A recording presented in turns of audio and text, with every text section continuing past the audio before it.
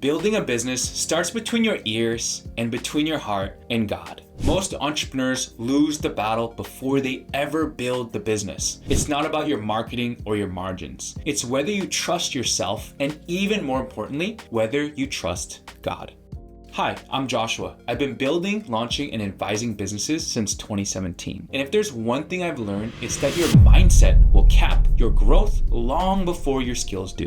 Today, I want to share 4 mental shifts every faith-driven entrepreneur needs to make if you want to grow without burning out or breaking down. Let's dive in. Shift 1, pray first, move second. So many of us jump into opportunities, partnerships, or pivots without pausing. Then we ask God to clean up the mess. I've done this more times than I want to admit. Wisdom starts when prayer becomes your first response, not your emergency button. Early in my career, I partnered with someone because they looked successful on paper. I didn't pray about it. I didn't seek wise counsel. 6 months later, the partnership blew up and cost me time, money, and momentum. Now, I don't move without peace. Before you hit go, ask, is this assignment mine, or is it just ambition? That one question can save you years of frustration. Shift 2, steward, don't clutch. When you white knuckle your business, you stop listening. You make fear-based decisions. You overwork, over-control, and over-identify with the results. There was a time when I tried to manage every email,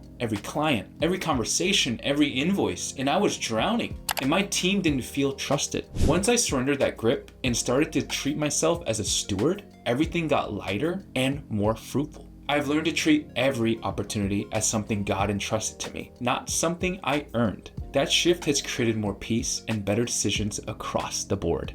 A steward asks, how can I serve this well? An owner demands, why isn't this working harder for me? Which one are you leading from? Shift 3, identity in Christ, not in milestones. When your business defines your identity, you're only as good as your last win. That's dangerous. It makes success your God and failure your identity crisis. I used to refresh my metrics every morning to see how I felt that day. Good numbers equaled good mood. Bad numbers, I'd spiral. That's when I realized I was letting my business lead me emotionally, and it was breaking me. Your value was settled before your first sale. God didn't assign you worth based on profit margins. He called you son. He called you daughter.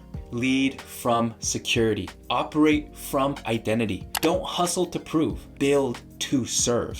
Bonus shift. Community over isolation. When you're in the trenches, it's easy to isolate, to convince yourself no one else gets it, that you've got to carry this alone. I used to think leadership meant being strong enough to handle it all. But the moment I started opening up to other faith-driven founders, God used their wisdom, correction, and encouragement to carry me further than I ever could alone. Isolation is a tactic of the enemy. Community is a tool of the kingdom. Build your business in the open, not in the shadows. So let me recap. If you're building something with faith and purpose, these 4 mindset shifts matter more than any funnel or tactic. 1, pray first, move second. 2, steward, don't clutch. 3, identity in Christ, not in milestones. 4, community over isolation. These shifts have saved me from burnout, restored my confidence, and helped me build something that actually feels good to run. And if you're in the fog right now, second guessing your progress, wondering if you're doing it wrong, I promise you this path is real. It works,